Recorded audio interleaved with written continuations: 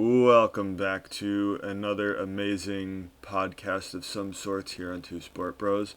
Y- And I have my esteemed colleague, Greg, here. Greg, how's it going? Yee. We sort of have a debacle here. And sports players have been given a rap for being dumb jocks in years past. And I feel like Aaron Judge is falling into that category. I guess in school he never learned head, shoulders, knees, and toes. So I guess he doesn't know his body parts. Well, That his well, rib is not his yeah. shoulder or anything else. I'm not sure what's going on there. That a broken rib is not diagnosed fairly soon. Well, remember, it's not head, shoulders, knees, and toes. It's head, shoulders, knees, and toes, knees, and toes. He probably forgot that last part. But second, I'd say the bigger problem is not Judge not knowing he's hurt. He's hurt. It's the Yankees not knowing he's hurt. And as we talked about last episode, that seems to have been a big problem last year, but it goes even further than that. Remember all the way back in the early part of last decade when Mark Teixeira just had a bevy of maladies, injuries, and stuff, and the Yankees could never get to the root problem of it.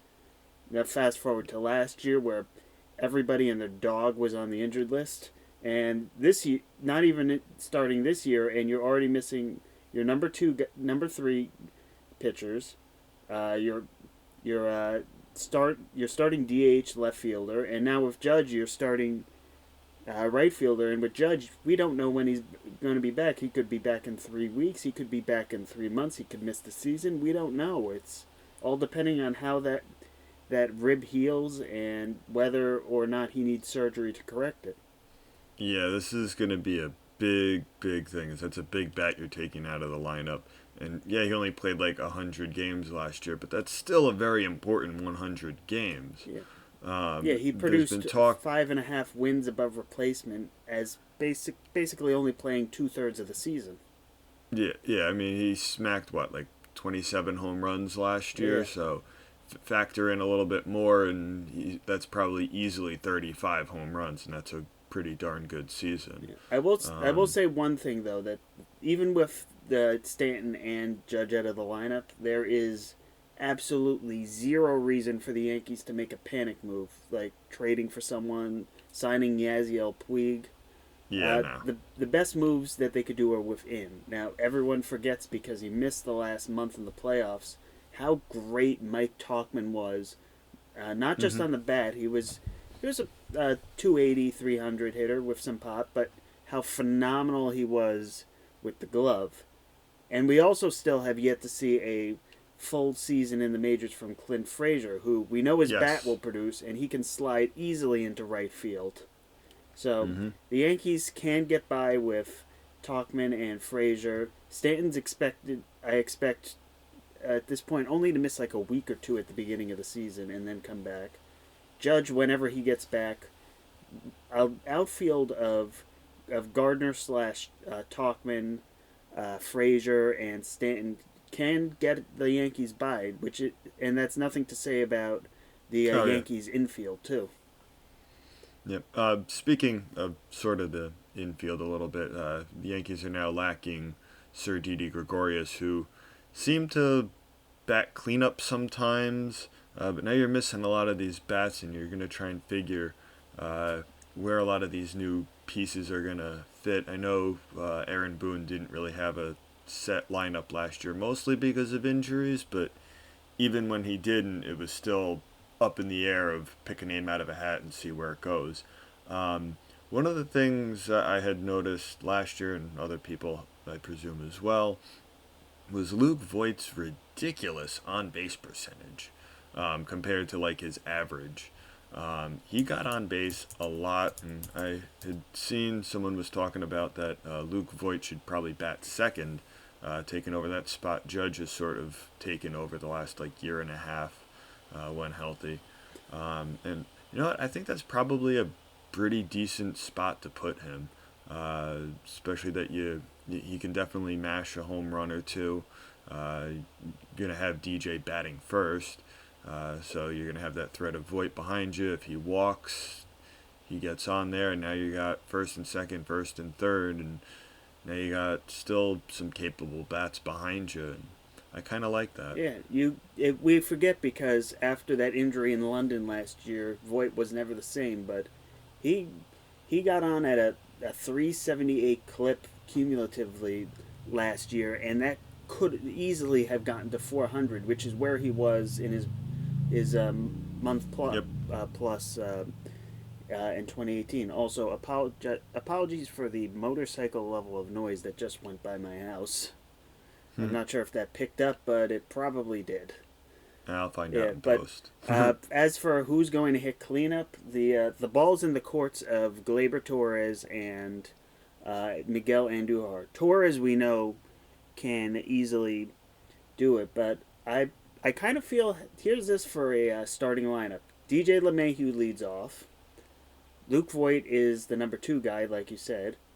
Torres is Stanton. Actually, I almost forgot about him. Stanton is the 3-hole hitter, and then you put, depending on, you have 2 options: either Gleyber Torres, who you could even bump up to 3 and move Stanton down, or Miguel Andujar.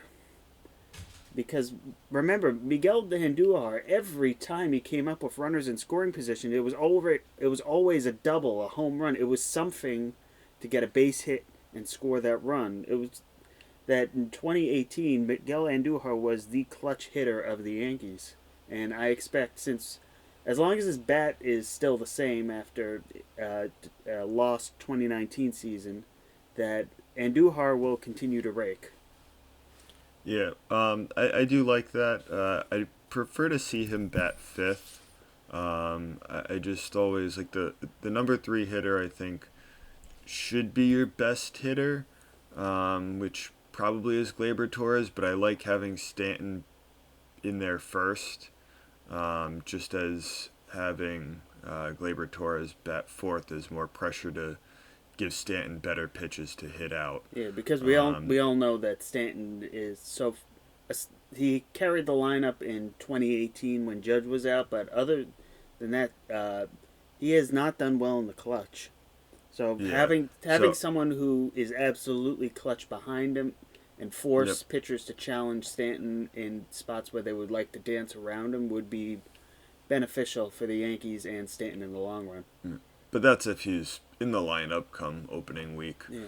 And that's also, unless you have any other points on the Yankees, that's also to say if opening day comes on time. Yeah, because we've got some sort of bug going around. I'd say a lot more than some sort of bug. This coronavirus has been a right mess for the first 2 months of 2020. And as of recording, which is Monday the 9th, we had 2 big bits of news and then 1 bit of a player potentially being a little stupid. I'll get to the player last. So the first 2 bits, the 2 bits of news come from baseball. The first is from Major League Baseball, and that is that MLB will close clubhouses to the media to prevent the spread of the coronavirus. That's just not a sexist thing this time? No, it is not anything that the Astros have done. This, for once, they're off the hook. But they said this will remain indefinitely until better news over the virus comes, and this is similar to what's currently going on in the NBA and NHL. But of bigger news is the Nippon Baseball League in Japan will postpone the season, which was supposed to start on March 20th, until some point in mid-May, and potentially could even be further than that. Now, Japan has been relatively okay with the disease compared to other countries, but they do not want to take a chance at this. So they've been playing spring training games in Okinawa and elsewhere with empty stadiums, and now they're not even going to play the regular season. So never mind the fact that the season's delayed will be a problem when they do eventually go on with playing, but it they're taking this seriously. And considering other news around there, like how we had the Indian Wells tennis tournament in California, what became the first U.S. based tournament to be canceled over this. Italy is in a complete quarantine right now, which means all sporting events are virtually shut down in that country. Yeah, they said like even schools are like completely shut down till like April 4th or something like that, which is crazy. I mean, how many kids are studying abroad maybe Yeah. in Italy or even just in Italy in general? I mean, that sets so many things back. Yeah. I don't know how you so do you delay school into the summer? Do you say, "Hey, it's a lost year and you got to redo whatever you had the following year?" I mean, that's it's a lot of repercussions. And you all the biggest repercussion in sports might be yet to come because the Olympics is seriously considering canceling the 2020 Tokyo Games. And they've already said Yeah.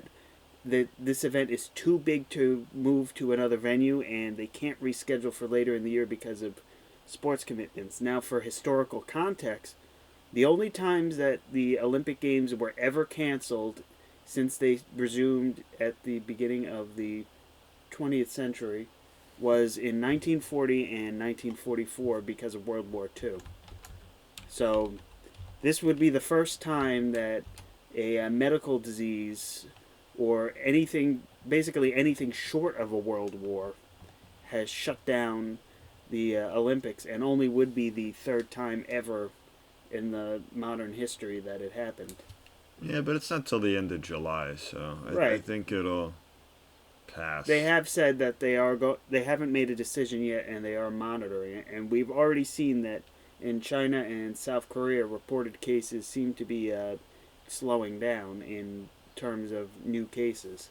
So maybe we're hitting a.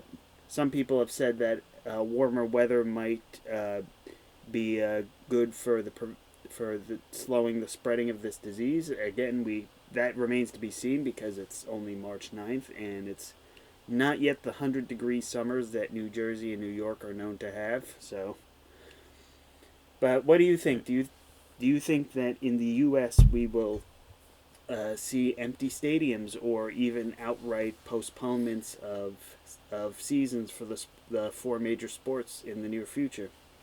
I mean, I know LeBron's not very keen of playing in an empty stadium. Yeah, and we'll Uh, get to that in a second. But yeah, but as a personal thing, uh, like, yeah, it's a serious thing, but like, how many other people die of like the regular flu each year? I mean, uh, yes, I know it's contagious, but so is like every other flu.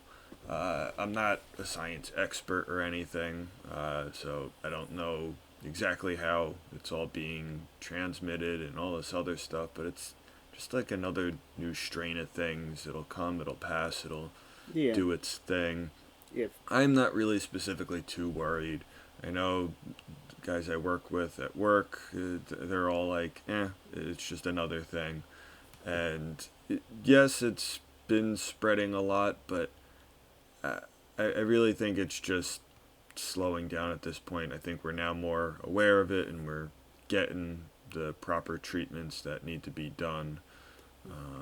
So yeah. I don't think the U.S. is going to take too many drastic measures. I know New York's called like a state of emergency or something, Yeah. but it's just I don't think it's going to go too crazy or push anything too back. I mean, other than like restricting media and locker rooms and stuff like that, I guess, but just wash your hands. Yeah, I'd say if And anything, the best thing that's come out of this is proper hygiene practices. yeah, Never and mind the runs on the supermarkets for supplies that don't actually do anything, but people yeah, are hand sanitizer is a bunch of BS. wash your hands with soap, and masks only Yep. work if you are sick. They don't prevent disease; they prevent you from Yeah. spreading it. But anyway, Yeah. it's gotten people conscious about proper hygiene practices, Yep. and One of the things I know you had Miss Devlin in high school with me, right, and she always liked keeping her room because I guess she had a thermostat in her room somehow. Uh, but she always kept it nice and cold because the germs don't survive in the cold. or in like the extreme heat. It's just so in these wintry months, even though we really haven't had too cold of a season, people are still cranking up the heat. They're all huddled together inside, and that's how the germs sort of spread, because they're just sort of festering in this like 80-degree heat that you're creating artificially. So I think once like the spring weather opens up and people are moving a little bit, it sort of seems a little counterproductive, but it'll stop piling all up in one place. Basically, get fresh air. Yeah, Because get some we fresh saw air. with the cruise ships that quarantining with a large amount of people only causes it to Yeah, run rampant. yeah. I And, mean, that's like what you see like way back when before we had proper indoor plumbing and heating, or even in times of war where you have war prisoners and they're all taking poops in the corner. I mean, those germs are going to fester and get around, and that's how everyone gets sick. I mean, you'd see that with ships during the age of exploration. yeah. Uh, so it's just a matter of everyone's got to stop being a bunch of sissies and man up. Sorry, is that PC? I mean, with the poops and stuff, we already threw out the family-friendly rating for mental images of this episode. So, yeah, Got to mark that on YouTube. yeah, well, but I could see a quarantine potentially happening in California because it's documented at the moment that especially San Francisco and Los Angeles are going through public health crises at the moment. So if it gets to those Yeah, but areas, those are those hippy dippy liberals that like don't vaccinate anybody, yeah, so that's why. yeah. Yeah, I thought politics was my forte, and strewing enough controversy in that. Yeah, Not I thought it was yours. my turn. But anyway, speaking of California, and speaking of the Lakers, and speaking of LeBron James, he kind of got into it by saying that effectively that if the NBA does a no fan policy at games, basically lock out the fans and play to empty stadiums, that he would not play. When he was asked about it after the game against the Milwaukee Bucks on this past Friday, quote, "We play without the fans? Nah, that's impossible. I ain't playing if I ain't got the fans in the crowd. That's who I play for. I play for my teammates and I play for the fans. That's what it's all about. So if I show up to an arena and there ain't no fans there, I am playing. They can do what they want to do." And personally, my reaction for this is that is asinine, because if you want to play for the fans, you make sure that they don't put themselves in a potential situation where they could get sick from the disease, spread it to others, spread it to potentially LeBron himself. And I watched the Michael Kay show, or listened to the other earlier, where Kay said that at most you're playing to 40,000 people in the stadium, paraphrasing what he said, compared to 20 million people that you see in television.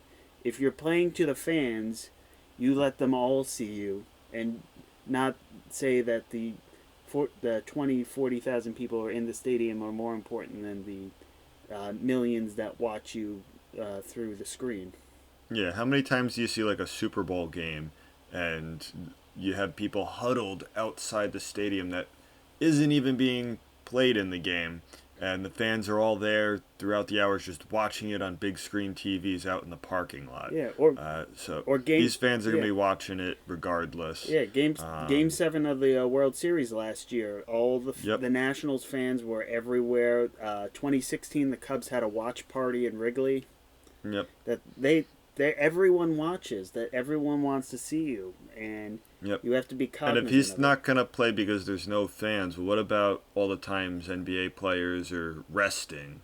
it. Yeah. And that still sort of like riles me up because the NBA still has a problem for whatever reason with resting players, and they're like, oh well, the fans aren't getting to see who they want to see, and they're paying all this money. Well, honestly, I know it's a little not exactly the same, but if you're gonna win the championship and you are gonna rest, I mean, baseball has it all the time with players resting, Yeah.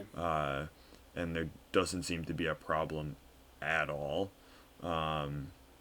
Hockey, sometimes you have, well, hockey players are tougher. Yeah. Um, the NFL at the end of the season, where it's like, oh, games don't really matter.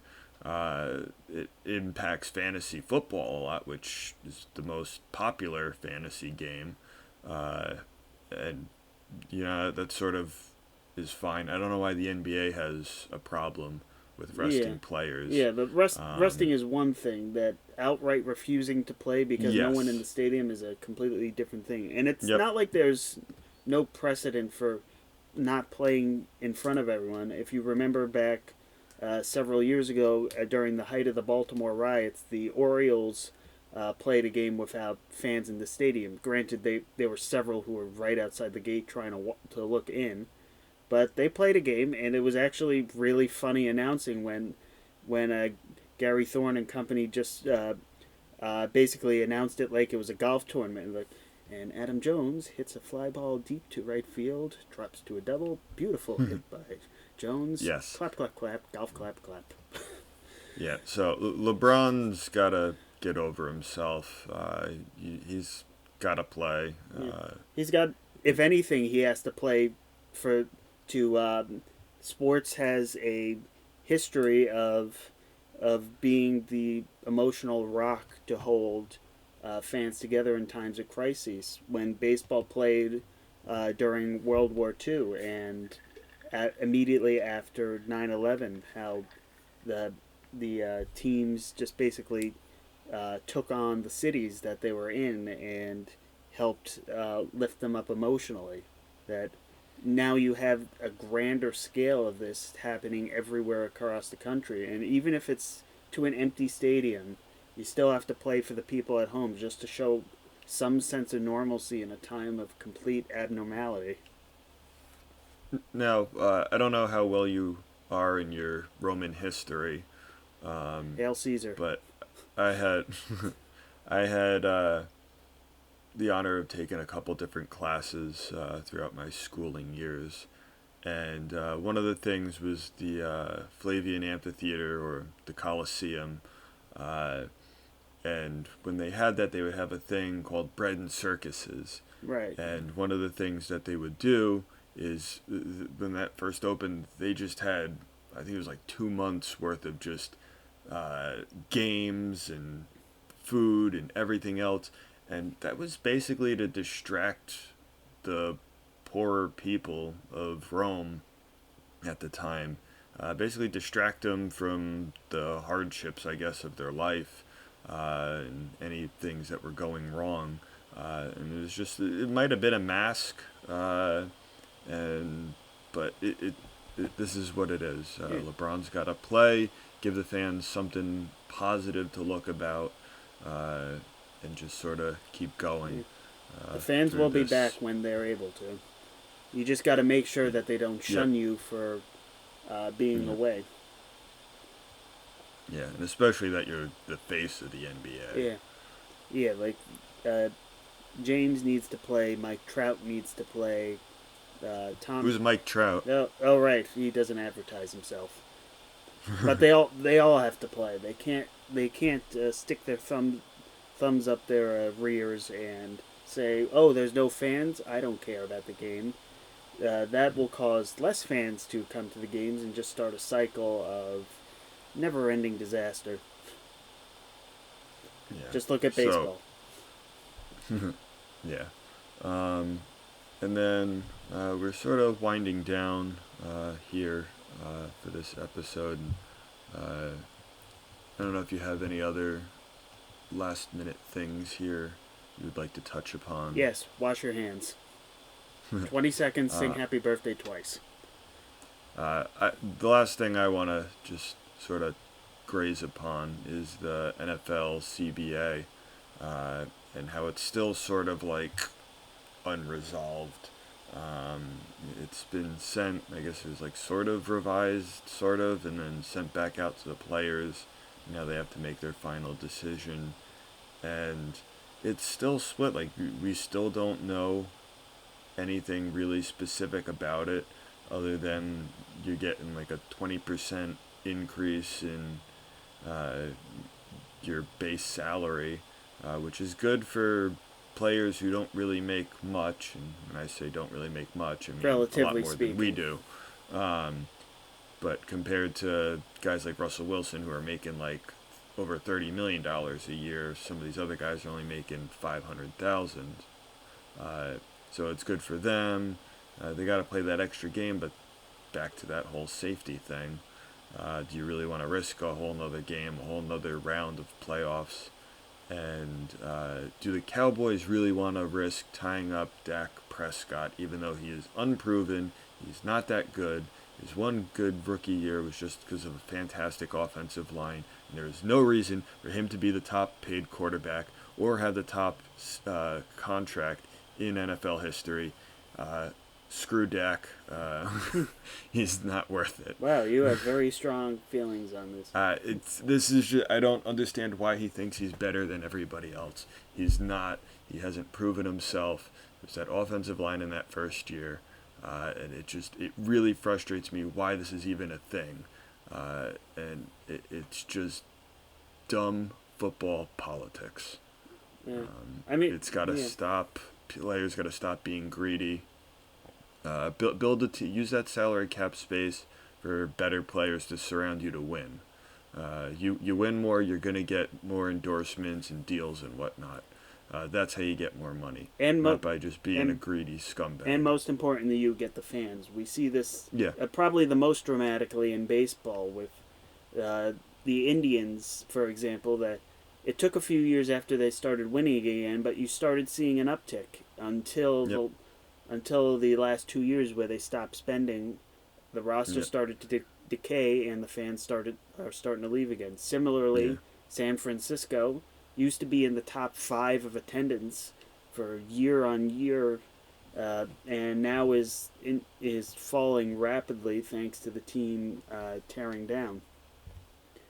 Yeah. So players really need to be smarter with how they sign their deals and do things. Yelich, though, he's got some nice deferred money till 2041. Yeah. So he'll be joining Bobby Bonilla Day. Yeah, but this deal seems a lot better than Bobby Bonilla. Honestly. No, but I'm just saying he's deferring some of that, and I think that'll help the team a little bit more, and also spending money he'll have when he retires. Yeah, honestly, that the Brewers got a steal with Yelich wanting to be there long term, and if I was a player, I'd want my money up front. I'd say pay me $35-40 million for the first 2 years, but in the last couple of years, pay me like $5-10 million, because by then I'm going to be old. I probably won't be able to play to the same ability.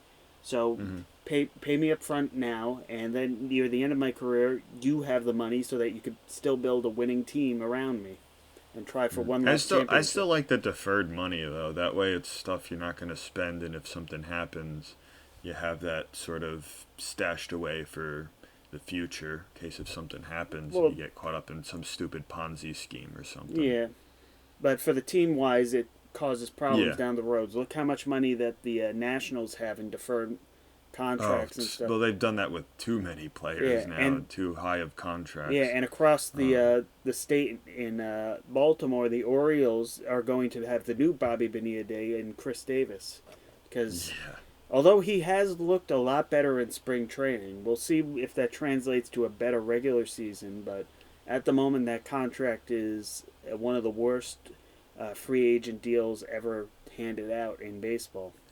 Yeah, but anyway, I think that's the end here. I think we covered some pretty good stuff here. Yep. And we'll have to be back next week. At least this format, in case we do have a quarantine at some point, will work to continue this show, no matter rain, snow, sleet, or a sneeze. Yeah, well, unless if the internet fails us, then we're all doomed. If the internet fails, hope you have enough money under the mattress. Who needs money then? The world's going to be chaos. Steal what you can get and live. Pillage. All right. I'll catch you later. All right. Wash your hands.